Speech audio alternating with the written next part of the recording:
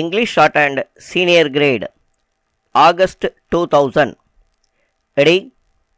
Comments. Mr. Deputy Speaker, Sir, I am grateful to you that you have come to a stage when we wind up the debate. I am very thankful to the honorable members for the very lively discussion that has taken place for so many days. If I am right, I think this is the first time that the foreign affairs debate has aroused so much attention. It is sad that over the years the practice had been given up, and many times the vital areas of government's activities like foreign affairs and defense were not taken for discussion and voted upon. I feel not only in this house but in the whole of the country there is a community of people, the writers, the academicians, and even the laymen who take vital interest in India's foreign policy. This is a very big compliment to India's tradition. I can only assure you that it will be my endeavor, so long as I hold this charge, to try to enliven the debate. I will be very keen always not only to discuss here in the house but also with those who are experts outside to benefit from their views, overlooks, and studies.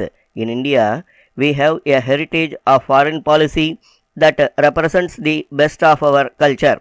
It also represents the views and the efforts of the master builders who built independent India. That is how our foreign policy was shaped. We did make many mistakes, yet those who were shaping the policies had both the candor and the courage to stand up in the house and to accept the mistake they made. I think if you ever discover that this government, as any other government, makes mistakes, it should also be viewed in the context of the tradition itself. After all, policies are made by human beings. Therefore, policies and perceptions sometimes can go wrong. But one thing on which we must not make a mistake and must never go wrong is on the basic principles of our foreign policy. As I sat here and 3 or 4 days discussing with the honorable members, hearing their views on various aspects of foreign policy, I felt more humble. I heard them with humility because most of them are more learned than me. They know better than me. Therefore, I heard them with respect. I promise again that it would be my attitude all the time that I hold charge of this portfolio.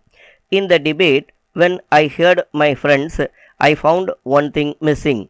That was the perception of change that has taken place all over the world.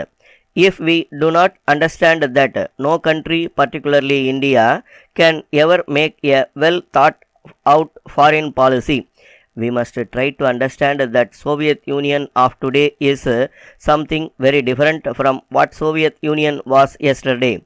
I had the privilege of staying there for nearly 5 years as ambassador of this country.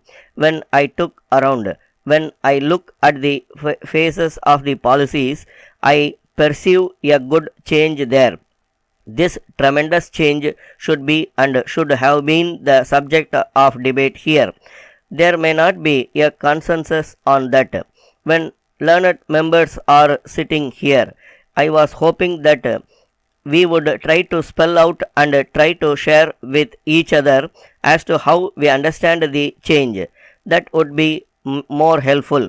So it will be our endeavor, as I said just now, to pursue a policy that is both sensible and sensitive and also serves the national interest. Thank you very much. Letter from through Balasubramanian, Secretary, Residents Welfare Association, Pallavaram, to the Managing Director, Metro Water Board, Chennai. Sir, I understand that Metro Water Board have plans to supply drinking water through Krishna River water scheme to Kannan Nagar area which is just half a kilometer from Pallavaram. I am to mention that the residents of our area suffer from lack of potable water for quite a long time. The water that is now available is not fit for drinking as it is brackish and hard. At present, the residents are using mineral water for drinking purposes, which affects their monthly budget very much. This facility cannot be availed by people belonging to economically weaker sections because they may not be able to spare money to spend for this purpose. Hence, I would like to request you kindly to extend the Krishna water scheme to our area also when it is made available to our neighboring colonies. There are about 20,000 residents in this segment who lack drinking water facility. I wish to point out that this request has been taken up by our municipal chairman with the government last year itself. The then secretary to the government was also favorable to this proposal, but yet it is getting delayed for reasons not known to us. I am confident that you will do the needful in the matter. I request suitable yearly action by the government in this regard. Yours faithfully. Stop.